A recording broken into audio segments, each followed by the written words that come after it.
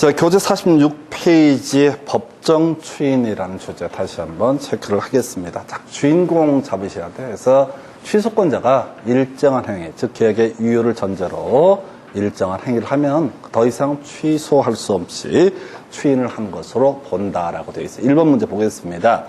갑이 을을 기망하여 건물을 매도하는 계약을 을과 체결하였다. 법정 추인 사유에 해당하는 경우는 스톱. 여기서 이제 누가 취소권자가 됩니까? 을이 취소권자가 되게 됩니다. 기망당한 사람이 누구라고요? 을이 기망당했으니까 을이 뭐가 된다? 취소권자가 되게 됩니다. 그러면 거기서 1번, 2번, 3번 갑이는 다 무시하셔야 돼. 법정 추인이라는 것은 취소권자가 일정한 행위를 했을 때 그 계약이 유효하다는 걸 전제로 일정한 행위를 했을 때 그걸 뭐라고 그런다? 추인한 것으로 본다. 이렇게 갔단 말이죠. 그러면 1번, 2번, 3번에 갑이 나와 있죠? 취소할 수 있는 법률에게 상대방이 뭘 하는 것은 법정 추인과는 아무런 연관이 없습니다. 그래서 자 4번 기망 상태에서 벗어난 을이 이의 없이 매매 대금을 지급한 경우 그러면 얘는 뭐야? 이 계약을 유효한 것으로 치겠다라는 취지죠. 이걸 우리가 뭐라고 한다? 법정 추인이라 부른다. 답은 4번이 되는 거예요. 5번이 좀 어려웠는데요. 을이 매매계약 취소를 통해서 취득해야 될 계약금 반환 청구권을 정액에 양도하는 경우. 자, 을이 뭘 했어. 근데 을은 앞으로 이걸 취소하겠다라는 전제하에서 특정한 행위를 한 겁니다. 그러면 이것은 있는 계약을 있는 그대로 인정하겠다라는 취지가 아니거든요. 그래서 법정 추인 사유에 해당하지 않는다. 그래서 이 문제를 바라볼 때는 일단 갑이는 다 무시해버려야 돼. 누가 취소권자가 일정한 행위를 했을 때 어떻다 추인한 것으로 본다. 그래서 4번, 5번만 건지게 되면 4번 아주 쉽게 답을 구성을 합니다. 앞에서 취소할 수 있는 법률행위 추인이라고 하는 것은 취소의 원인이 소멸된 후에 하는 게 일반적이다라고 했었거든요. 그래서 기망 상태에서 벗어난 을이 이 계약의 위험을 전제로 일정한 행위, 즉 대금을 지급했다. 그러면 이것은 어떻다? 추인한 것으로 본다. 이런 취지고요. 2번 문제 30회 때 나왔어요. 똑같은 문제야. 자, 법정 추인이 인정되는 경우가 아닌 것은 이렇게 돼 있고요.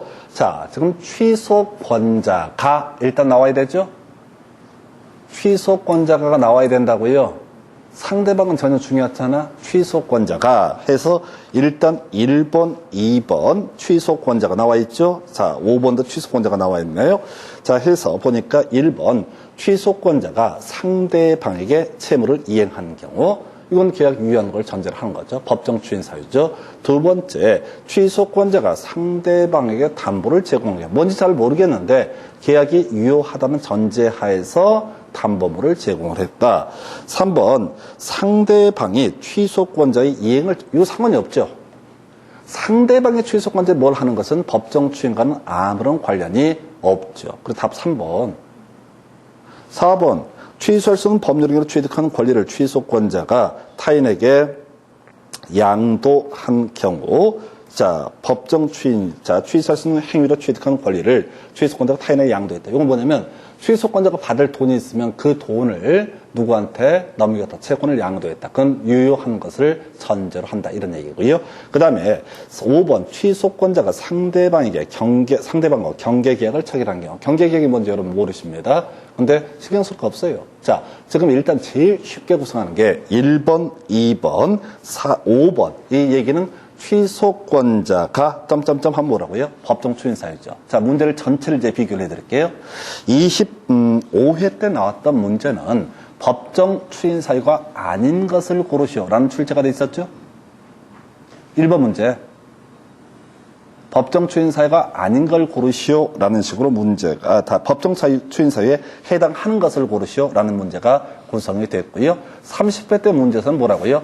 법정 추인 사유가 아닌 것을 고르시오. 이렇게 구성한다고. 업어치고 맺히고. 그러니까 이걸 디테일한 내용을 지금 우리가 민법 총칙 파트를 공부하기 때문에 완벽하게 소화할 수는 없어요. 이걸 깊이 가버리면 너무 어려워지니까. 그래서 법정 추인 사유라고 하는 건 뭐라고요? 취소권자가 그 계약의 유효를 전제로 일정한 행위를 하는 것을 뭐라고 그런다? 이걸 법정 추인이라 부른다. 그래놓고 이렇게 법정 추인이 잇따르면 앞으로 더 이상 어떻다? 취소권을 행사할 수 없다. 그러면 이 문제, 하나, 둘, 세 문제 나왔죠? 지금 8년 동안 세 문제 나왔어요. 아마 지금 이제 31회 때 출제가 되면 지문 형태로 나올 수가 있을 텐데 결론만 기억하시는 거예요. 법정 추인 사유라고 하는 것은 취소권자가 또는 추인권자가 일정한 행위를 함으로써 그 계약을 유효한 것으로 전제해놓고 나중에 말 바꿀 수가 없다라는 것을 가리켜서 뭐라고 한다? 법정 추인 사유로 부릅니다. 그래서 정리 간단히 하고 다음 주제 체크해 드리겠습니다. 이게 제일 어려워요. 그래서 지금 취소할 수 있는 법률 행위 추인이라고 하는 거, 또 취소라고 하는 거. 자, 먼저 취소할 수 없는 케이스. 자, 추인할 수 있는 날부터 3년이 경과가 되거나 법률 행위는 한 날부터 10년이 경과가 되게 되면 어떻다? 더 이상 어떻다? 바로 취소권을 행사할 수 없다. 29회 때 발의됐던 주제, 아마 30회 때 다시 나올 수도 있겠고요.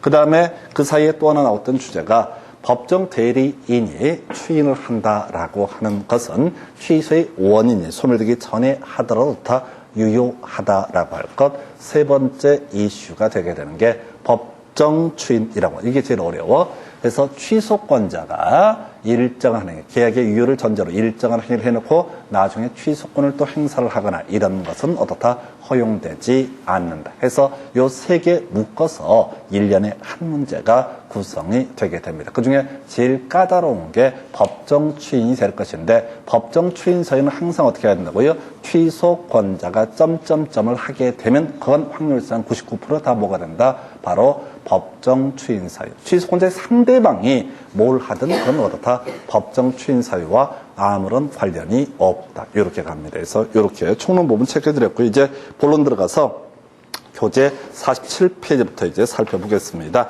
자, 이거는 이제 제한 능력자의 법률행위의 취소부터 볼 텐데 별로 안 나와요. 26회 때 한번 구성이 됐었고요. 자, 앞에서 공부했던 내용들과 중복되는 부분입니다. 그래서 지금 다시 큰 그림 가십시다. 우리가 취소할 수 있는 법률행위 세 가지입니다. 제한 능력자의 법률행위, 그 다음에 착오에 따른 의사표시, 사기, 강박에 따른 의사표시, 이 세 개를 묶어서 부를 때 뭐라고 한다? 바로 취소할 수 있는 법률행위라고 정의를 합니다. 그래서 이 앞에서 본 것처럼 이런 취소할 수 있는 법률행위라는 것을 취소를 하게 되면 소급해서 무효가 되게 된다까지 공통적인 이슈였고요. 자, 이제 가보겠습니다. 자, 지금 제한 능력자, 그 다음에 대리인, 승계인에서 제한 능력자가 세 개가 있다고 그랬어요. 미성년자, 피성년 후견인, 피한정 후견인이라고 하는 거, 이 세 명을 묶어서 부를 때 뭐라고 한다? 제한 능력자. 이런 사람은 계약을 체결해 놓고도 나중에 취소권 행사에서 없던 일로 돌릴 수가 있다. 취소권 행사가 되면 어떻다? 소급해서 무효가 되게 된다. 이 제한 능력자뿐만 아니라 그 사람의 대리인, 주로 법정 대리인들이 주로 문제가 되겠죠. 자, 특히 미성년자는 법정 대리인이 문제가 될 겁니다. 그 외, 자, 죽어버렸다 중간에. 그러면 승계인도 다 취소권 행사할 수 있다. 누구한테? 취소할 수 있는 법률행위의 상대방에 대해서. 자, 그리고 이제 중복되는 내용. 자, 바로 추삼 한십이라고 그랬어요. 추인할 수 있는 날로부터 3년, 법률행위를 한 날로부터 얼마? 10년 경과되면, 둘 중에 하나만 경과돼도 더 이상 취소권을 행사할 수 없다. 여기까지 앞에서 했던 얘기 계속 중복되는 이슈가 되게 됩니다. 자, 그럼 이제 가볼까요? 자, 제한 능력을 이유로 해서 법률행위가 취소가 되게 되면 취소된 법률행위는 처음부터 무효인 것으로 본다. 그래서 가볼까요?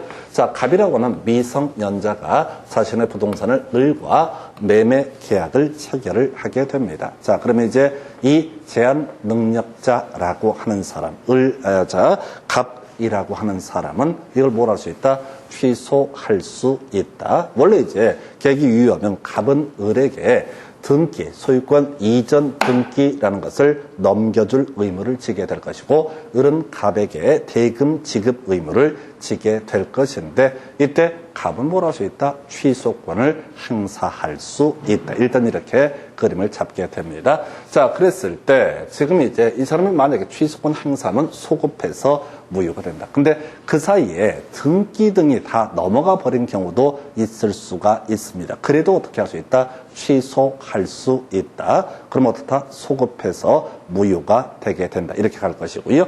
자, 그러면 이제 무효인 법률 행위에서 이슈가 되는 게 부당이득 반환. 듣고 버릴 겁니다. 이거는 시험 지문의 구성은 되더라도 답이 되는 주제는 아직까지는 아니에요. 그래서 무효가 되면 받았던 거 다 서로 토해내야 된다. 이게 무효이기 때문에 바로 부당이득 반환의 법리가 문제가 되게 됩니다. 그래서 우리 민법에서는요, 제한 능력자 그 행위로 인해서 얻은 이익이 현존하는 한도에서 상환할 책임이 있다라고만 돼 있습니다. 그러면 이제 개판돼 버려요. 예를 들어서 갑이라는 사람이 이 X 부동산을 을과 매매 계약을 체결하게 됩니다. 그래서 갑이 지금 계약금 1,000만 원 받았어요. 1,000만 원 받았어요. 그리고 계약금을 다 맛있는 걸 사 먹고 나서 을한테 전화를 합니다. 나 취소할래? 라고 이렇게 얘기를 하게 되면 어떻다? 소급해서 무효가 되게 됩니다. 소급해서 무효가 되면 어떤 문제가 발생하느냐? 우리 민법에서는 제한 능력자는 얻은 이익이 현존한 한도에서 상환할 책임이 있다라고 되어 있거든요. 그럼 다 써버렸으면 어떻다? 굳이 상환할 책임이 없을 것이다. 이렇게 해석하면 동네가 아사리판이 됩니다. 이 땅에 노안을 가지고 좀 나이 들어 보이는 얼굴을 가지고 있는 미성년자들이 무조건 뭐 한다고요? 계약 체결하고 맛있는 거 다 사먹고 전화해. 그리고 부당이득 반환을 해야 되는데 미안해서 어쩌나. 나 맛있는 거 다 사먹어버렸는데 남는 게 아무것도 없는데 이렇게 다 빠져나갈 거예요. 미성년자뿐만 아니라 피성년 후견인, 피한정 후견인, 성년자 중에서도 정신이 오락가락한다고 법원에서 판결을 내린 그 사람들이 계약 체결하고 계약금 받아서 가족들하고 다 맛있는 거 사먹고 그리고 나서 어떻게 하면 돼요? 나는 제한 능력자니까 취소할래. 취소하면 나가리 현존이익 한도에서. 그러면 이제 완전 사기 공갈단이 되는 거예요. 특히 우리가 피성년 후견인, 피한정 후견인이라고 하는 것은 본인 또는 제3자 가족들의 청구에서 법원에서 이 사람이 정신이 맨정신이 아니다라고 판결을 해주는 거거든요. 그러면 정신 멀쩡한 애가 장난치려고 어떻게 가족들한테 또 자기가 청구를 합니다. 야, 피성년 후견 선고 받아야겠다. 왜? 우리 집에 내 이름으로 있는 부동산 갖고 내가 한 100번은 팔아먹어야겠다. 우리 장난칠 수 있거든. 그래서 피성년 후견 선고를 받은 상태에서 오는 사람, 만나는 사람마다 내 부동산을 아주 싸게 사시오라고 해서 매매계약 체결하고 계약금 받고 그 다음에 돈 다 쓰고 나서 연락하고 취소권 행사하겠습니다. 이렇게 돼버리게 되면 상대방이 이 보호를 받을 수가 없는 그런 문제가 터집니다. 그래서 우리 판례에서는 이익이 현존한 한도에서 상환할 책임이 있다라고 하는 것을 가지고 제한 능력자가 받은 대금 전부를 생활비로 소비했을 때 대금 전액을 반환을 해야 된다라는 판결문을 만들게 됩니다. 그래서 이건 큰 이슈가 안 돼요. 그래서 그러다 치고 출제 이슈는 바로 이거야. 굳이 이건 딱 한 번 출제가 됐어요. 8년 동안. 그러면은 이 파트에서는 선의 제3자 보호 규정인데요. 제한 능력을 이유로 법률행위 취소가 됐을 때 선의 제3자라고 할지라도 보호받지 못한다. 가볼까요? 이 사람이 제한 능력자입니다. 갑과 을 사이에 매매 계약이 체결됐고요. 어찌어찌해서 등기가 을한테 넘어가게 됩니다. 그리고 을이라는 사람이 병한테 또 소유권 이전 등기를 해서 또 팔아버립니다. 근데 그 상황에서 갑이 취소권을 행사했다라고 했을 때 만약에 선의의 제3자, 선이라는 건 우리가 내막을 모르는 사람을 얘기한다고 그랬고요. 선의의 제3자를 보호한다라고 규정을 하게 되면 동네가 아사리판이 됩니다. 왜 이런 문제가 발생하냐면 우리가 제한 능력자의 법률 행위라고 하는 것을 취소할 수 있도록 규정한 이유가 뭐냐면 어리버리한 사람들을 상대로 누가 멀쩡한 사람들이 재산상 이익을 편취하는 거, 강탈해 가는 걸 막기 위해서 제한 능력자의 법률행위는 취소할 수 있다라고 선언을 해놓고 있거든요. 그런데 이런 경우 있다는 거지. 아예 을이라는 사람이 얘가 제한 능력자라는 사실을 알면서 작당을 하는 거야. 어떻게? 자, 예를 들어서 이 부동산이 뭐 1억 정도의 가치가 있다. 그래서 얘를 잘 구워 삶아서 어리버리하니까 만약에 8천에 샀다고 한번 해보겠습니다. 그리고 자, 얘가 자 주변 사람이 분명히 취소할 게 빤히 보이니까 어떻게 해버려? 이 내막을 전혀 모르는 사람한테 미리 다 작업을 해놓은 상태에서 비형한테 그 다음날 바로 등기를 넘겨버리게 되면 설령 취소하더라도 선의 제3자가 보호를 받는 상황이 되게 되면 자, 갑은 을한테 대금을 돌려달라고 얘기할 수는 있지만은 나머지는 얘기할 수가 없거든요. 근데 우리 다 팔아버렸다. 이 돈도 없다. 다 오다가 다 길거리 잊어버렸다라고 얘기를 해버리면 자, 갑은 제한 능력자는 전혀 보호를 받을 수 없게 됩니다. 그래서 우리가 뒤에서 공부하게 될 사기 강박에 따른 의사표시나 착오에 따른 의사표시의 경우 선의의 제3자가 보호받는 데 비해서 제한 능력을 이유로 법률행위가 취소가 됐을 때는 선의의 제3자, 내막을 전혀 모르는 사람도 다 보호받지 못한다라고 하는 이게 포인트야. 그래서 앞에서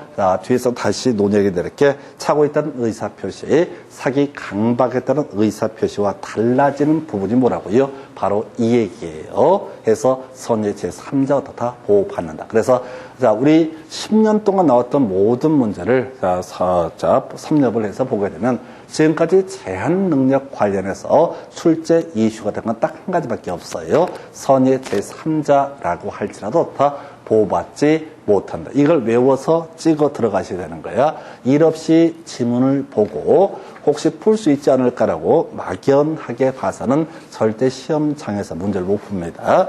이게 지금 26회 때가 마지막 문제 구성이 됐었는데 이거 그대로 문제 내더라도 수험생 손도 못 대요. 바로 우리 앞에서 보셨잖아. 25회 때 나왔던 문제, 법정 추인 사유 얘기, 아까 30회 때 문제 거의 업어치고 매치고 똑같이 구성을 하게 됩니다. 그러면 지금 26회 때 나왔던 제한 능력을 원인으로 하는 법률행위 취소라고 하는 것 똑같이 딱 한 가지만 내릴 수 있어요. 선의 제3자라고 하는 사람은 다 보호받을 수 없다라고 하는 거, 요거 하나만 기억하시면 돼요. 그래서 여러분 교재, 자, 이 가볼까요? 47페이지 핵심 지문 보니까 제한 능력자 취소할 수 있는 법률행위를 단독으로도 취소할 수 있고요. 그 다음에 이 사람 법정 대리인, 또 승계인도 다 취소할 수 있다. 이런 것들은 중요치 않아. 워낙 기초적인 개념이니까 나오더라도 답으로 뽑지 않습니다. 두 번째 박스요.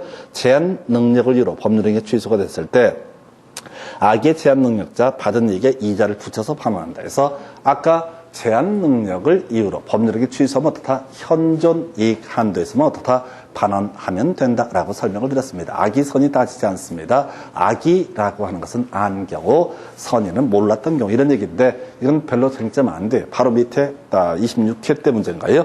미성년자, 갑은 법정 대리인 병에 동의 없이 자신의 토지를 갑이 미성년자임을 안 을에게 매도하고 자, 대금 수령과 동시에 소유권 이전 등기를 해 주었다라고 되어 있습니다. 그래서 자, 사안이 뭐야? 미성년자, 이 사람이 지금 누가 되냐면 갑이 미성년자이고요. 그 다음에 지금 이 사람하고 계약을 체결한 사람이 을이 자, 상대방이 됩니다. 그리고 갑에게는 병이라는 법정 대리인이 존재하고 있다라고 이렇게 돼 있어요.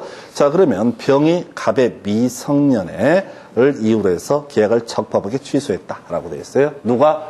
대리인이 뭘 할 수 있다? 취소권을 행사할 수 있다라고 하는 거. 그러면 이제 일단 내용 볼 것도 없이 소급해서 무효가 되게 될 것이고 현존 이익 한도에서 반환하면 될 것이고요. 그리고 출제 포인트 뭐라고요? 선의라고 하는 선의인 제3자도 어떻다? 보호받을 수 없다라고 하는 거. 그냥 문제를 보면서 미리 답을 외우는 훈련을 하셔야 됩니다. 26회 때 나왔던 문제이기 때문에 지금 31회 때 5년 만에 다시 내더라도요. 수험생 손도 못 댑니다. 뭔 소린가. 경우수 따지다 다 보내요. 이건 많이 나오는 주제가 아니거든요. 해서 자 보니까 1번 계약은 소급적으로 무효가 된다 해서 취소권을 행사하면 어떻다? 소급해서 무효가 되게 된다. 2번 갑이 미성년자임을 을이 몰랐더라도 병은 계약을 취소할 수 있다? 상관없죠. 우리가 제한 능력자의 법률행위는 상대방이 알고 모르고가 중요한 게 아니라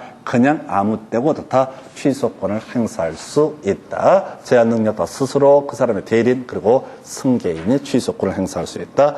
3번 갑과 을의 반환 의무는 서로 동시 이행 관계에 있다. 옳은 표현인데 나중에 설명드릴 주제가 되겠습니다.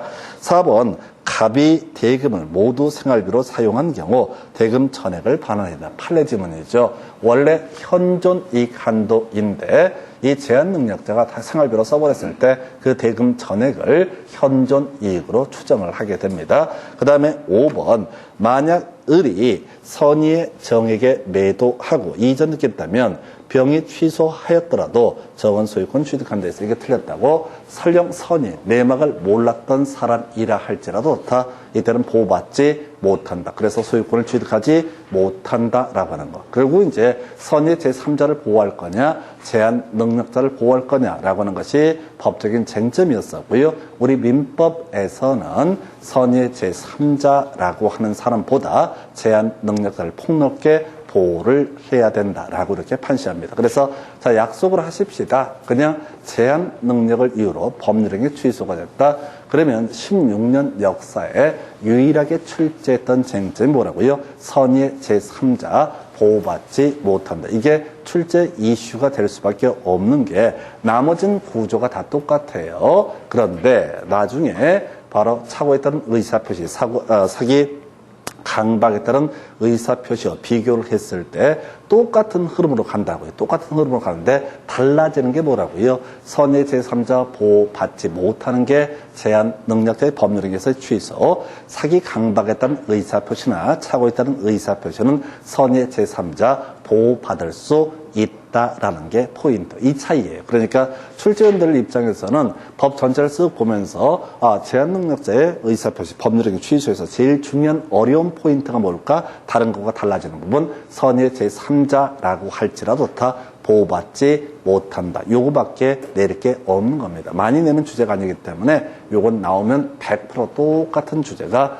출제가 되게 될 것이다. 그럼 이제 지난번에 틀린 걸 고르시오 이렇게 나왔으면 이제는 옳은 걸 고르시오라고 해서 선의 제3자, 나머지 이제 거꾸로 구성하겠죠. 선의 제3자 소유권 취득하지 못한다 해서 답을 뽑아줘도 우리 수험생들은 감도 못 잡습니다. 그래서 미리 선입관을 가지고 가셔야 돼. 16년 동안 딱 한 번 케이스 문제로 나왔다고 거의 안 내는 파트예요. 그러면 이 파트가 나온다라면은 거의 100% 뭐라고요? 선의 제3자 보호받지 못한다. 이게 출제 이슈가 될 수밖에 없습니다. 그래서 이 정도까지 보셨고, 자, 두 번째 이슈 착오에 따른 의사표시라고 해서 자 일단은 요건 이제 원래 내용은 대단히 어렵습니다. 대단히 어려운 주제인데 일단 시험 문제는 거의 매년 한 문제가 구성이 되는 주제이고요. 자, 일단은, 자, 요거 얘기하기 앞서 미리 한번 스토리를 잡아볼까요? 앞에서 무효인 법률 행위라고 하는 것은 이걸 전제로 손해배상이라고 하는 것을 주장할 수 있다, 없다? 없다. 한편 취소할 수 있는 법률 행위에 대해서 취소권 없던 일로 치겠다라는 취소권 행사가 있게 되면 이건 뭐가 된다? 소급해서 무효 이렇게 가게 됩니다. 이게 기본 틀이에요. 그리고 여기서는 선의 제3자 보호받게 된다. 이런 기본 구조를 잡아야 하는데요. 자, 요걸 가려면 이제 요 파트에서 원래 법조문의 의미부터 설명을 드리면 이렇습니다. 민법 109조에서 다루고 있고요. 말 어려워요. 그래서 의사표시는 법률 행위의 중요 부분에 착오가 있는 때 취소할 수 있다. 근데 그 착오가 표의자의 중대한 과실로 인한 때는 취소하지 못한다라고 해서 자 어떤 의사표시라고 하는 것이 있습니다. 의사표시가 있는데 이게 중요 부분의 착오이면은 어떻다? 취소할 수 있다. 다만 자기가 중요 부분의 착오를 일으키는 과정에 있어서 중과실이 있다. 있다라고 하면 어떻다? 취소할 수 없다. 그럼 정리하게 되면 이런 식이야. 중요 부분에 착오가 있고 중과실이 없었던 의사표시에 대해서만 어떻다? 취소할 수 있다. 취소권을 행사하게 되면 그 계약은 처음부터 소급해서 나가리, 무효가 되게 된다. 이렇게 얘기를 합니다. 그래서 자, 요거는 일단은 나중에 이제 공부하실 때는 이렇게 취소할 수 있는 케이스 3가지 외우시고요. 그 다음에 취소할 수 없는 케이스 1가지 외우시면 거의 다 문제를 다 해결해 내실 수는 있습니다. 그래서 일단은 스토리 자체를 이렇게 가야 돼요. 다시 갑시다. 취소권을 행사하기 위해서는 뭐라고요? 중요 부분의 착오이고 그 다음에 그 사람에게 중대한 과실이 없다라는 전제가 쌓여 있을 때마다 어떻다? 취소할 수 있다. 이런 경우 있겠네요.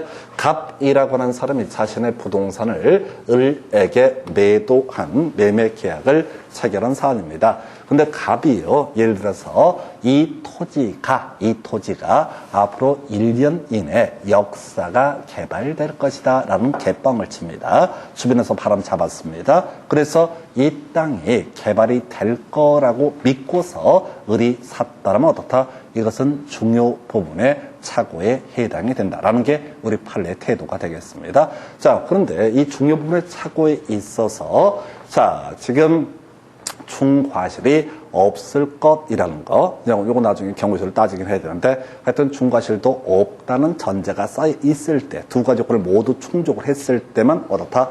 취소할 수 있다라고 되어 있어요. 그래서 자, 제일 처음에 제일 어려운 얘기가 될 수도 있는데요. 민법 처음 공부하실 때 힘든 게 이 착오의 의미가 뭐냐라고 하는 것을 이제 설명하는 문제인데요. 자, 5표시 무효 원칙 설명을 드리겠습니다. 자, 가볼까요? 갑이라는 사람이 X 토지를 을과 매도하기로 계약을 체결을 했습니다. 자, 우리가 뒤에서 계약법 할 때 공부하시겠지만 갑하고 을 두 사람 사이에는 의사의 합치가 있으면 계약은 성립하게 됩니다. 예를 들어서 X토지라고 하면 좀 이해가 안 될 수 있으니까 갑이 을한테 얘기합니다. 야, 내 가지고 있는 토지 중에서 5번지 토지를 네가 사라 라고 얘기하고 을이 좋아, 내가 5번지 토지를 살게 라고 승낙을 하게 되면 계약서를 쓰고 말고와는 전혀 별개의 문제로 계약은 성립하게 됩니다. 우리가 민법에서 자, 계약서라고 하는 것은요, 의미 없습니다. 법적으로 아무런 의미가 없어요. 계약서를 쓰는 이유는 나중에 다툼이 발생했을 때 입증하기 위한 서류에 불과한 것이지 계약서를 써야지 계약이 성립하는 것은 아니다. 이렇게 해석을 합니다. 자, 그래서 갑하고 을하고 구두로 얘기했어요. 야, 5번지 사라. 그래서 을이 5번지 살게. 오케이 했으면 이때 갑과 을 사이에는 5번지 된 계약이 성립하게 됩니다. 자, 그래서 이제 그걸 내용을 확실히 하기 위해서 이제 계약서를 시켜서 씁니다. 그런데 실무를 담당하는 사람이 실수로 갑의 6번지 토지를 을에게 매도하는 계약서를 작성을 해오게 됩니다. 다시 원래 갑과 을 사이에는 5번지를 사라, 5번지를 사겠다라는 의사표시의 합치가 있는 상태인데, 자, 야, 너네들 이제 서류 정리해 와라 해서 밑에 직원들이 실수로 6번지라고 표시를 하게 된다. 그럼 이때 포인트가 뭐냐면 이때 5번지에 대해서 매매 계약이 성립한 거냐 6번지에 대해서 매매 계약이 성립한 거냐가 문제가 됩니다. 이때는 계약서는 뭐라고 표시가 되어 있든 아무 상관없고요. 당연히 어떻다? 5번지에 대해서 계약이 성립하게 된다. 굳이 뭐 예를 들면 이런 식이야. 자, 갑이 녹음기를 켜놓고 얘기합니다. 야, 너 내 땅 5번지를 사라 라고 청약을 하고 우리 좋아 나 5번지 살게라고 녹음을 해놨습니다. 그리고 이 녹음기를 주면서 누구한테 담당 직원한테 야 계약서 작성해 와라 라고 했는데 이 담당 직원이 헷갈락해가지고 6번지라고 써놨을 때 이들 간에 계약서를 6번지로 작성을 해왔다고 칩시다. 그러면 그리고 생각도 없이 도장을 찍었어 6번지에다가 그러면은 이때는 5번지에 대해서 매매 계약이 성립한 거냐 6번지에 대해서 매매 계약이 성립한 거냐가 문제가 된다고요. 당연히 5번지에 대해서 다 계약이 성립한 것이다. 그러면 6번지라고 표시된 건 뭐야? 아무런 효력이 발생하지 않는다라고 정리합니다. 또는 5번지에 대해서 소유권 이전 등기를 해줘야 되는데 자, 등기 과정에서 실수로 6번지에 대한 등기가 이루어졌다. 그럼 6번지 등기 부분은 무효입니다. 아무런 법적 효력이 발생하지 않습니다. 설령 을한테 6번지 등기가 넘어가서도 을은 6번지에 관한 소유권을 취득할 수 없습니다. 왜? 무효이기 때문에. 그래서 이때 자, 지금 지번을 잘못 표기한 사안을 소위 착오를 이유로 취소할 수 있을 것이냐? 취소할 수 없습니다. 사안 분석해 드리겠습니다. 거래 당사자가 X토지의 매매 계약서를 작성하면서 실수로 Y토지를 거래 대상물로 기재를 했을 때 이때는 여전히 뭐로 봐야 된다? X토지에 대한 매매 계약이다. 그래서 계약 당사자 중 일방이 자, 착오를 이유로 해서 법률행위 의사표시를 취소할 수 있을 것이냐? 취소 안 해도 어차피 Y토지에 대해서는 아무런 법적 효력이 발생하지 않기 때문에 결과적으로 어떻다? 자, 취소할 수 없다 해서 우리가 취소할 수 있는 것은 일단은 유효하게 성립이 돼야 되고 그 원인의 제한 능력 또는 착오 또는 사기 강박 셋 중에 하나의 사유가 있으면 그것을 이유로 소급해서 무효를 만드는 것을 뭐라고 그런다? 바로 착오에 따른 의사표시의 취소, 사기 강박에 따른 의사표시의 취소라 부릅니다. 자, 그래서 지금 X토지에다가 매매계약, X토지를 목적물로 해서 사실 매매계약이 성립한 사안에서 계약서에 Y토지라고 잘못 표기가 됐다 할지언정 최소한 그 부분은 아무런 법적 효력이 발생하지 않기 때문에 굳이 취소라고 하는 것을 할 이유도 없고 할 실익도 없고 해봤자 아무런 의미가 없다. 그래서 우리 판례에서는 자, 이렇게 잘못 표기했을 때는 뭐라고요? 잘못 표시된 것은 법률 행위에 어떤 효력도 미치지 않는다. 해서 어떤 해약도 끼치지 않는다 해서 잘못 표기가 됐을 때는 착오를 이유로 의사표시를 취소할 수 없다라고 되어 있습니다. 그래서 제일 첫 번째 암기하실 거 시험지문 끄트머리에 착오를 이유로 의사표시를 취소할 수 없다 했을 때 옳게 나와야 되는 게 뭐라고요? 바로 이렇게 오표시 무효 원칙에 관한 개념이 있게 되면은 이때는 더 이상 어떻다? 취소할 수 없다라고 하나 외우셨어요. 총 4개 나온다고 그랬습니다. 그 중에 하나가 자, 요 얘기. 자, 그 다음에 두 번째 이슈. 되게 어려워요. 자, 그래서 외울 게 유발이라는 단어를 기억해 주셔야 됩니다. 그래서 법조 판례 지문에 이런 게 있어요. 동기가 상대방의 부정한 방법에 의해서 유발되거나 제공된 경우 법률행위에 동기가 표시되지 않았더라도 착오를 이유로 의사표시를 취소할 수 있다 해서 자, 그럼 외울 게 유발 들어가 있으면 어떻다? 취소할 수 있다 이렇게 가는 겁니다. 사연은 좀 이따 기억하시고 일단 유발 들어가 있으면 어떻다? 취소할 수 있다. 유발 들어가 있으면 어떻다고요? 취소할 수 있다. 거꾸로 가시는 거야. 취소할 수 있다 앞에는 뭐가 있어야 한다고요? 유발. 이 텍스트를 백날 읽어봤자 이해 안 돼 정상입니다. 이런 논리 구조. 이건 이제 어떤 얘기냐면 갑이라는 사람이 이 X 토지가 앞으로 겁나 개발이 될 것이라면 개발 예정지라고 개뻥을 칩니다. 그래서 을이라는 사람이 그 얘기를 듣고 개발될 거니까 이 땅을 산 거야. 그래서 상대방에 의해서 매수 동기, 이 땅을 사게 된 이유가 바로 상대방에 의해서 유발 또는 제공이 됐습니다. 자, 근데 계약서에다 그걸 안 쓴 거야. 뭐라고? 이 땅이 개발될 거니까 내가 얼마에 사겠습니다라는 의자 그 내용을 표시를 안 한 거예요. 그래도 판사가 보기에 설령 계약서에 그 내용이 표시되지 않았다 할지라도 이거 전후 좌우 사정을 보아하니 매도인이 뻥쳤구만 이라고 하는 게 보여지게 되면 그때 판사는 뭐라고 된다고요? 그 동기가 계약서에 표시가 안 되더라도 상대방에 의해서 유발 또는 제공이 됐다라고 한다라면은 그때는 어떻다? 바로 착오를 이유로 의사표시를 취소할 수 있다. 이렇게 판시를 하게 됩니다. 그래서 외울 게 뭐라고요? 유발 들어가면 어떻다? 취소할 수 있다. 절대 이 판례 원문 보면 머리가 더 터져요. 근데 딱 시험에 나오는 게 뭐라고요? 유발 들어가면 어떻다? 취소할 수 있다. 그래서 유발 들어가면 취소할 수 있다의 의미는 뭐라고요? 바로 다른 의미가 아니라 중요 부분의 착오이면 어떻다? 취소할 수 있다. 이런 얘기를 판례 지문 한쪽을 오련내에서 출제하다 보니까 우리 시험에서는 유발이라는 표현 들어가면 어떻다? 취소할 수 있다. 이렇게 외우셔야 돼요. 자, 그 다음에 중과실이 있어. 자, 같이 가볼까요? 자, 지금 의사표시라는 게 이렇게 갔었죠. 자, 중요 부분의 착오이고 중과실이 있다라면, 중요 부분의 착오라 할지라도 중과실이 있다라면 취소할 수 없다라고 설명을 드렸습니다. 자, 다시 갑시다. 지금 의사표시를 한 사람이 자신의 중과실이 있으면, 그러면 어떡? 그 사람 보호받을 가치가 없으니까 당연히 어떻다? 취소할 수 없다가 돼야 되는데, 자, 이 판례 지문은 중과실이 있다라고 할지라도 예외적으로 취소할 수 있는 경우를 상정을 하고 있는 겁니다. 해서 이렇게 되어 있네요.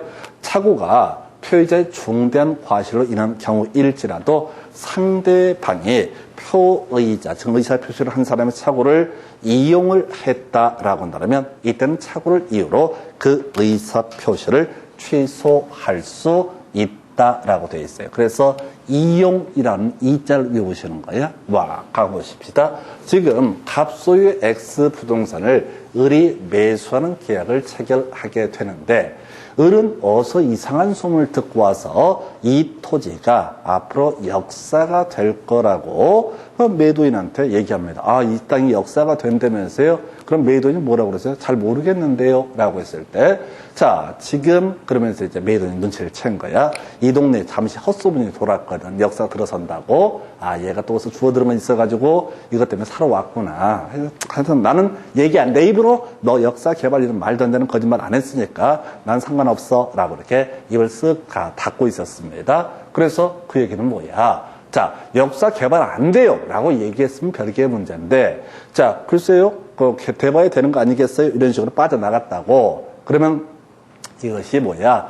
이 사겠다는 의사표시를 한 사람의 착오를 결과적으로 다 이용을 한 것이다. 그래서 원래 이 사람이 1억에 매도하려고 매물을 내놨다가 자, 역사 개발되고 어쩌고저쩌고 한 1억 5천으로 싹 슬쩍 올려가지고 비싼 값에 팔아먹었다라고 했을 때 이때 자, 상대방, 자, 표의자의 착오를 알고 이용한 상대방은 보호받을 가치가 없기 때문에 원래 중과실이 있으면 어떻다? 착오를 이유로 의사표시를 취소할 수 없어야 함이 원칙임에도 불구하고 이때는 어떻다? 착오를 이유로 의사표시를 취소할 수 있다. 이렇게 가게 됩니다. 그래서 자, 지금 이제 이용 외우셨어요.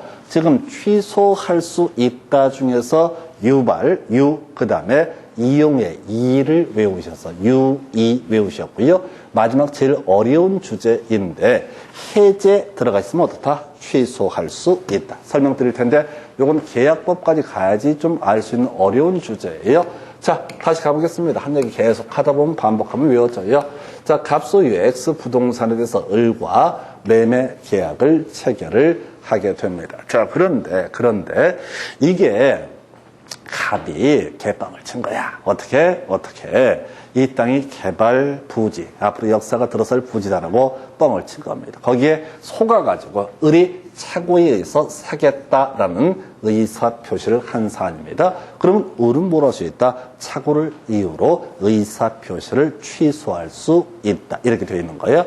근데 그 착오에서 깨어나고 난 지가 얼마 안 됐어. 그냥 매매 계약을 체결해 놓고 예를 들어서 5월 10일 날 등기 넘겨주고 대금 지급하기로 이렇게 계약을 체결한 상태에서 한 5월 9일 날이나 돼서 안 거야. 어머, 내가 잘못 알았구나. 내가 착오를 일으켰구나. 그래서 어떡하지? 지금 내일까지 돈 줘야 되는데 이런 이제 어리버리한 상태에 있을 때 자, 갑이라는 사람은요. 자, 매도인 입장에서 생각했습니다. 계약을 체결했으면 갑은 을에게 뭘 해야 된다? 등기를 넘겨줄 의무를 지게 되고 을은 갑에게 뭘 해야 된다? 대금을 지급할 의무를 지게 된다. 근데 상대방이 5월 10일 날 대금을 지급하지 않게 되면 우리 앞에서 한번 공부했던 주제 있죠? 해제라고 하는 것을 할 수가 있습니다. 해제하게 되면 계약의 효력은 소급해서 자, 소멸하게 될 것이고 무효가 됩니다. 그리고 갑은 을에게 뭘 주장할 수 있다? 손해배상을 청구할 수 있다라고 설명을 드렸습니다. 다시요. 계약이 유효하게 성립한 상태에서 일방 당사자가 자신의 채무를 이행하지 않게 되면 상대방은 그냥 뻔히 있는 게 아니라 해제하고 뭘 주장할 수 있다? 손해배상을 청구할 수 있다. 이게 이제 해제에 관한 법리예요. 자, 그래서 지금 요 얘기 하나 해야 되고, 아까 이런 거 있었죠. 어떤 무효인 법률 행위를 전제로는 손해배상을 주장할 수 있다, 없다? 손해배상을 주장할 수 없다. 해서 취소할 수 있는 법률 행위에 대해서 취소권 행사가 있게 되면 소급해서 무효가 되고, 이때는 손해배상 책임을 지지 않는다라고 설명을 드렸습니다. 이 두 개의 개념을 짬뽕을 한 거예요. 지금 설명드릴 주제는. 자, 그래서 이렇게 됐네요. 매수인의 중도금 미지급을 이유로 매도인이 적법하게 계약을 해지하는 경우, 어떤 경우야?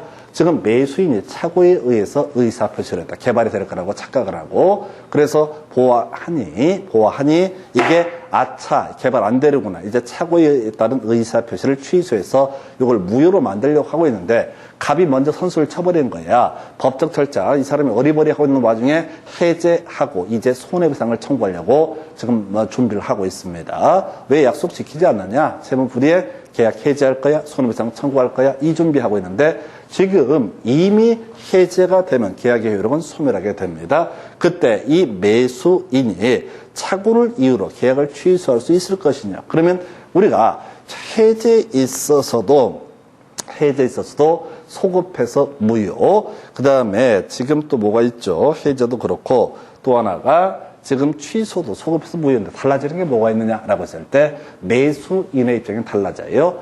해제를 당하게 되면 어떻다? 손해배상 책임을 지게 될 것이고 취소를 하게 되면 어떻다? 손해배상 책임에서 벗어나게 됩니다. 그래서 어떻다고요?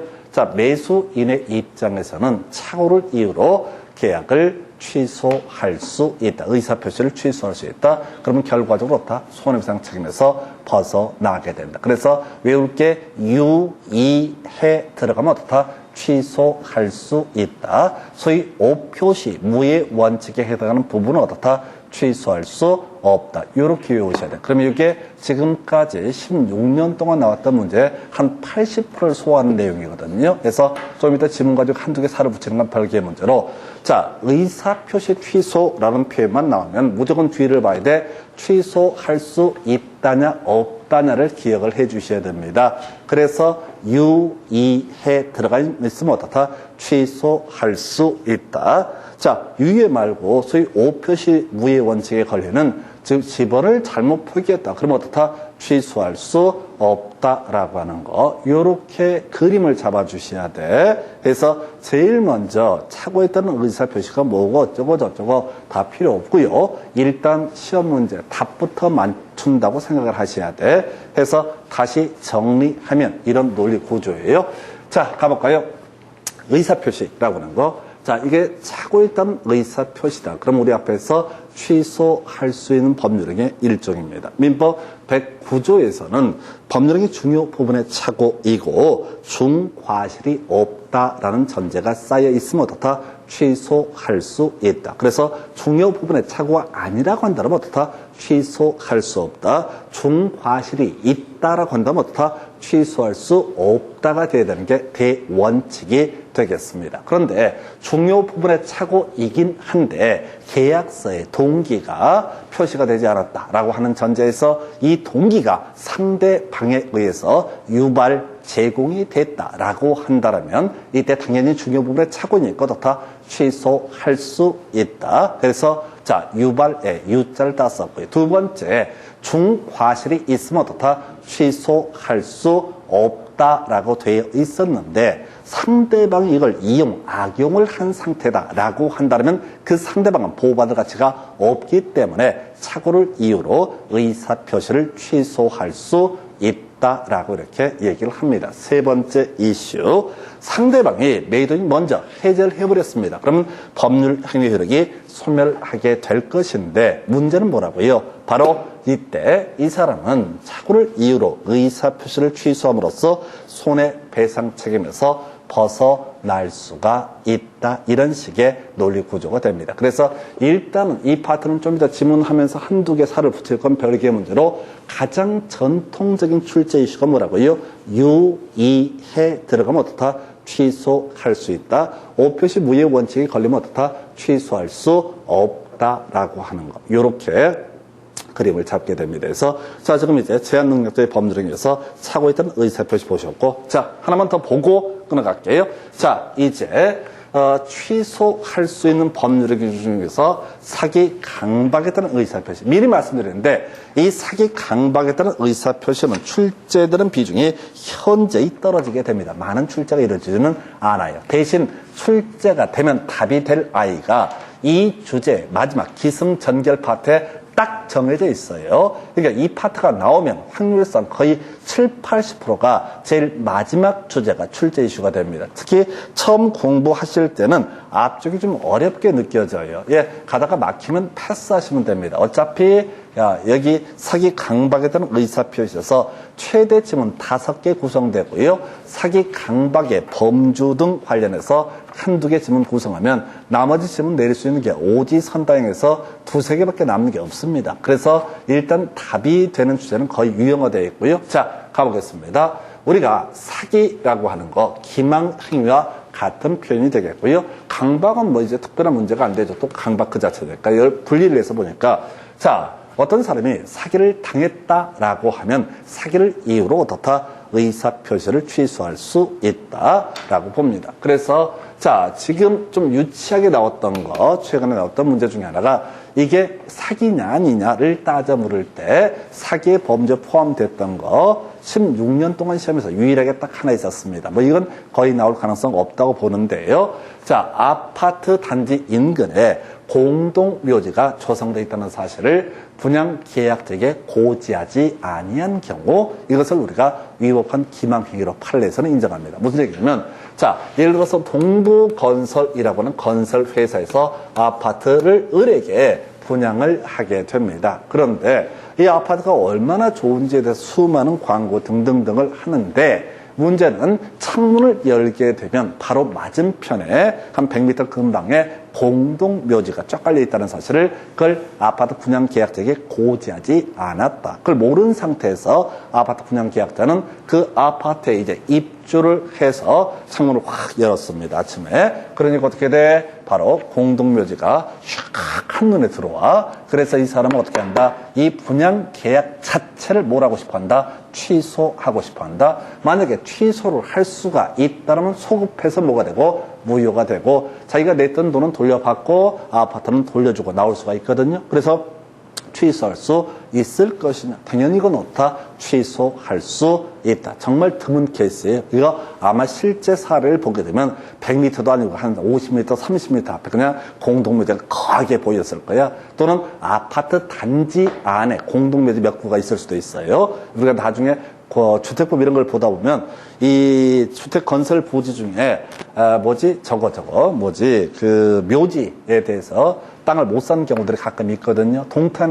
봉담지원과에서도 한번 그런 일이 있었어요. 아파트 단지 인근에 다른 아파트 단지는 젠장할 무슨 정원처럼 예쁘게 꾸며져 있고 그런데 그 아파트 단지는 한 중앙광장 제일 한가운데 무슨 이순신 장관 묘도 아니고 묘 몇 기가 쫙 있는 거야. 이게 뭐냐고 남은 조상을 바라보면서 아침마다 창문을 열 때마다 삶과 죽음의 경계에서 오늘도 경건하게 살아야겠다 이럴 수는 없잖아요. 근데 그런 경우들이 있을 수가 있다고요. 어찌됐든 간에 우리 판례에서 문제가 됐던 것은 자 바로 아파트 단지 인근에 공동묘지가 있는데 이것을 분양업체에서 고지하지 않았던 사안 이것은 취소 사유다. 그래서 이 사람 아파트 돌려주고 다시 돈 받아서 나왔던 사안. 이에 비해서 자 교환 계약의 당사자 사이에 시가를 묵비하거나 허위 고지하는 사안 이건 매매계약도 마찬가지인데요. 시가를 묵비했다 또는 허위 고지했다. 이거 자 사기 아닙니다. 만약에 시가를 묵비하거나 허위 고지하는 것을 사기로 치잖아요. 그럼 모든 계약이 다 취소가 돼야 돼. 예를 들어서 어떤 동네 슈퍼에서 그런 경우 있을 거란 말이에요. 어떤 이유가 있어서 딴 데 슈퍼에서는 콜라를 자 2,000원에 파는데 자 이 가게에서는 어떤 이유가 있어갖고 2,800원에 팔아. 좀 비싸게 팔아먹어. 그러면 이제 콜라를 딱 가지고 또 샀던 사람이 나중에 800원이나 비싸? 나 취소할래 라고 하는 거. 시가가 2,000원이 너는 어떻게 2,800을 받냐. 요렇게 해버리면 안 된다는 거예요. 부동산 사고 팔 때 다들 지 물건은 비싸다고 얘기하는데 그걸 사기라고 얘기해버리면 모든 매수인은 마음 내킬 때마다 뭘 할 수 있다? 취소권을 행사할 수 있다. 그러면 계약이 다살이 판다는 겁니다. 그래서 시가를 묵비하거나 허위 고지하는 것은 어떻다? 얼핏 생각해보면 특히 허위 고지하게 되면 왠지 나쁜 놈 같아, 사기 같아? 아니요. 시가라고 하는 것은 본인이 직접 매수인이 알아서 판단하고 조사를 해야 될 사안이지 그 상대방 말을 그대로 고지 곧대로 듣고 계약을 체결한 그 사람은 어떻다? 보호받을 가치가 없는 거죠. 그래서 시가의 묵비, 허위 고지는 우리 시험 지문은 제일 많이 나와요. 바로 기망행위, 사기가 아니다. 그 다음에 이제 다소 과장된 상품의 선전 광고, 요것도 어떻다? 바로 기망행위가 아니다. 그래서 다소 과장된 상품의 선전 광고가 어디까지냐 되게 어렵습니다. 예를 들어서 자 어떤 사안에 대해서 자 뭐 초고수익,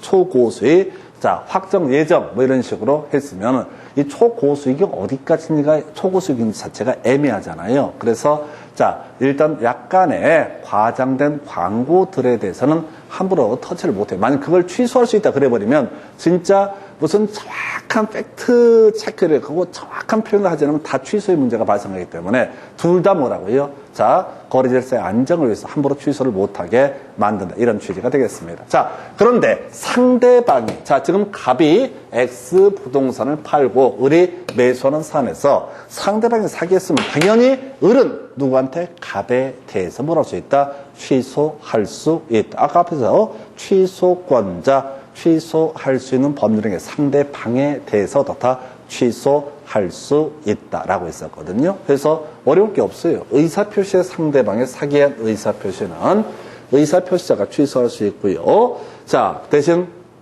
의사표시를 취소하는 대신에 손해배상을 청구하는 것도 가능하다. 예를 들어서 내가 지금 1억에 이 물건을 매수를 했는데 사기를 당한 거야. 기망행위를 당한 거야. 그랬을 때 일단은 전부를 취소하는 게 하나의 방법이 될 수가 있겠고 사기 당한 부분 2천만 원 부분만 손해배상을 청구하는 것도 가능하다. 해서 경우의 수 두 가지. 다시 갑시다. 전부를 취소할 수도 있었고요. 그 다음에 또 하나 이슈가 되는 게 뭐라고요?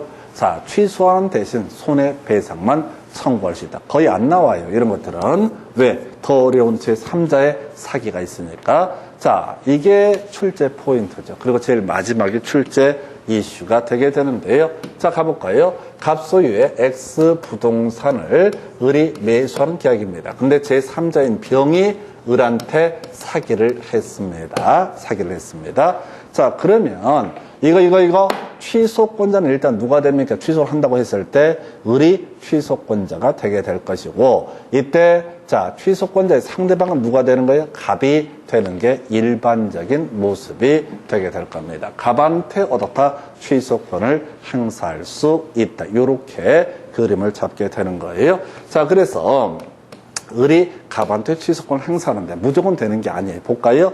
제3자의 사기에 의한 의사표시는 상대방이 그 사실을 알았거나 알 수 있었을 경우에 한해서 어떻게 할 수 있다? 취소할 수 있다. 그래서 갑이 전혀 모르는데 그 병이 사기 강박을 했다고 했을 때 여기에 대해서 갑은 책임을 질 이유가 있다 없다? 없다. 그래서 제3자가 사기를 했다는 사실을 알았거나 알 수 있었. 누가? 갑이 알았거나 알 수 있었을 때 한해서 그 사람에게 법적 책임을 물을 수가 있다. 또는 이렇게 할 수 있네요. 그러니까 얘한테 알았거나 알 수 있었으면 얘한테 손해배상 지금 취소권 행사하고요.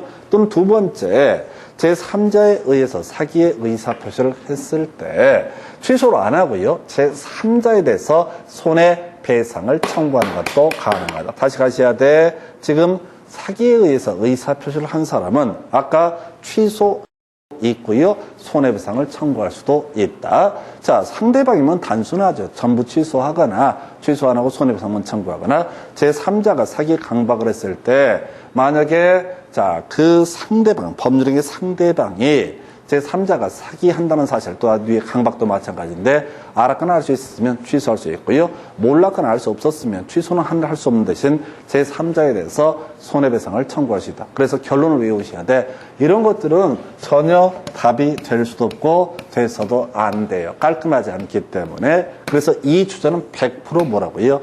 대리인이 사기 강박을 했을 때 3자거든요. 자, 본인이라고 하는 사람이 몰랐고 알 수 없었다라고 할지라도 당연히 어떻다 취소할 수 있다. 그래서 이 문제의 답은요, 나온다라면은 지금 요즘에 텀을 좀 길게 뽑아냈는데 100% 답을 뽑는 게 바로 뭐라고요? 바로 대리인의 사기 강박에 있어서 본인이 선의 무과실이라 할지라도 상대방은 본인에 대해서 의사표시를 취소할 수 있다. 설명드리겠습니다. 자, 대리라는 게 이렇게 갔어요. 갑이 매도인입니다. 그 다음에 병이라는 사람이 대리인입니다. 그리고 자, 을이라는 사람이 상대방이 된다고 한번 해보겠습니다. 자, 그러면 이제 이 병이라는 사람이 을과 이 갑 소유의 X 부동산의 매매 계약을 체결할 때는 어떻게 한다고 그랬어요? 갑의 대리인 병이라고 매도인란에 표시를 하고 그 다음에 매수인란에 뭐라고 표시한다? 을이라고 표시를 하면 된다. 다시요. 매도인란에 갑이라 표시하면 안 됩니다.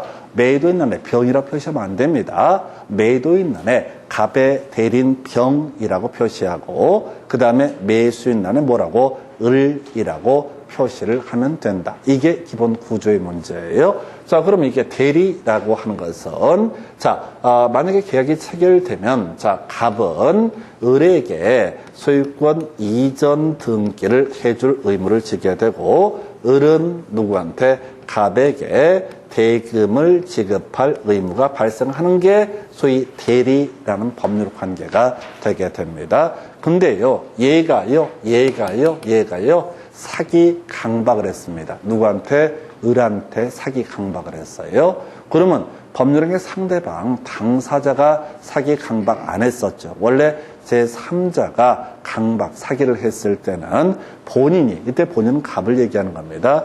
본인이 알았거나 알 수 있었을 때만 뭘 할 수 있다? 취소할 수 있다라고 했었거든요. 그러니까 이 얘기는 바로 이 예외 때문에, 이 예외로 귀결되는 거야. 그래서 대리인이 사기 강박을 했을 때, 사기를 했을 때, 뒤에 같은 구조입니다. 이때는 본인, 갑이 선의 무과실, 모르고 알 수 없었다라고 할지라도 어떻다? 이때는 취소할 수 있다. 그러니까 예를 내잖아요. 출제 오류 시비가 나와요. 제3자의 대리인이 들어갈 수도 있잖아요. 사기를 한 사람이 대리인이 될 수도 있다고요. 제3자의 범죄에 대리인이 들어갈 수 있으니까 얘는 출제 오류라서 낼 수가 없는 거예요. 그저 모든 얘기의 귀결은 뭐라고요? 자, 대리인이 사기 강박을 했을 때 본인이 내막을 몰랐고 선이 알 수 없었다. 선이 무과실이라고 할지라도 바로 이때 본인에 대해서 그 의사표시를 한 사람은 어떻다? 의사표시를 취소할 수 있다라고 해서 정리해 보겠습니다. 자, 여기는 많이 나오는 주제 아니었고요. 위법한 기망행위의 범주, 공동묘지, 아파트 단지 안에 공동묘지가 보였을 때, 이거 이제 얘기 안 하면 기망행위다라고 했었고, 시가의 묵비나 허위고지는 기망행위가 아니다. 다소 과장된 상품의 선정 광고 역시 기망행위가 아니다라고 이렇게 봤습니다. 한편 상대방이 사기 등을 하게 되면 취소할 수도 있고 손해배상을 청구할 수도 있다. 취소 안 하고 별로 안 중요해요. 그 다음에 제3자가 사기 강박을 했을 때, 자, 본인이, 자, 그 계약의 상대방이 제3자가 사기한다는 사실을 알았거나 알 수 있었다면 취소할 수 있다. 그거는 별개의 문제로 취소 안 하고 제3자에 대해서 손해배상을 청구할 수도 있다. 다 필요 없고요. 그래서 대리인이 사기했을 때는 본인이 선의 무과실이라 할지라도 다 의사표시 취소할 수 있다라고 하는 거 지금 여기는 주기상 100%입니다. 사기 강박이 나오면 100% 얘밖에 내릴 게 없어요. 지금 얘는 한 3, 4년에 한 번씩 구성하는 영역이다 보니까 약간 이상한 문제를 한번 구성을 했던 적은 있는데 기본 틀이 바뀌지 않아요. 자, 강박까지 볼까요? 강박 똑같습니다. 자, 지금 강박이라고 해서 자, 강박에 대한 의사표시 자, 해서 지금 이거예요. 해악의 고지가 거래관념상 해악의 고지로서 추구하는 이익 달성을 위해서 부적당한 경우에 뭔 소린가 싶을 거예요. 이게 판례지문 일부를 오련해서 출제하는 기법인데요. 자, 원래가 우리가 법에 위반된다라고 하면 위법이라는 표현을 씁니다. 한편 법에 위반되지는 않지만은 법 체계상, 법의 의미상 온당하지 않다라는 것을 부적당이라고 부르게 됩니다. 부당 또는 부적당이라는 표현을 써요. 그래서 자, 강박행위, 자, 뭔가를 강제로 의미 없는 일을 시키게 하는 얘기가 강박이 되게 될 텐데, 자, 해악의 고지가 바로 추구하는 이익 달성을 위해서 부적당, 거래관념상 해악의 고지로서 추구하는 이익 달성을 위해서 부적당한 경우를 우리는 위법한 강박행위, 그래서 취소할 수 있다 이렇게 하는 거예요. 이제 뭔 소리냐면 지금 당신한테 이 부동산을 팔지 않게 되면 내일 아침에 관 속에서 눈을 뜰 수도 있다. 이렇게 하면 지금 당연히 위법한 강박행위가 되게 될 것이고요. 근데 그거 말고 귀에 따님이 무슨 중학교 3학년 몇 반이던데 아유 딸 고등학교 졸업할 때까지 계속 지켜봐야죠. 라고 정중하게 쓸데없는 얘기를 하는 거야. 그럼 이제 뭐야? 계약서 도장 안 찍으면은 딸내미 납치를 할 수도 있고 뭐 이런 상상을 하게 만들잖아요. 예, 이렇게 해서 도장 찍었으면 뭐라고요?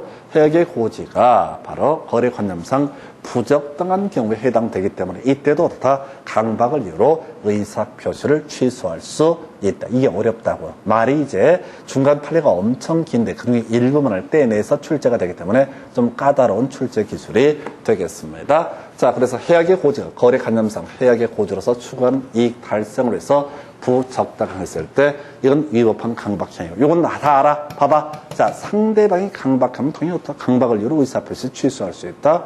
자, 그리고 취소하는 대신에 뭘 할 수 있다? 손해배상을 청구할 수도 있다. 제3자가 강박을 했을 때, 자, 그 상대방이 알았거나 알 수 있었으면 어떻다? 취소할 수 있다. 그리고 나서 지금 제3자, 그때는 이제 알았거나 알 수 있었을 때고, 몰랐으면 제3자에 대해서만 손해배상을 청구할 수 있다. 똑같은 구조예요. 그래서 출제 이슈가 뭐라고요?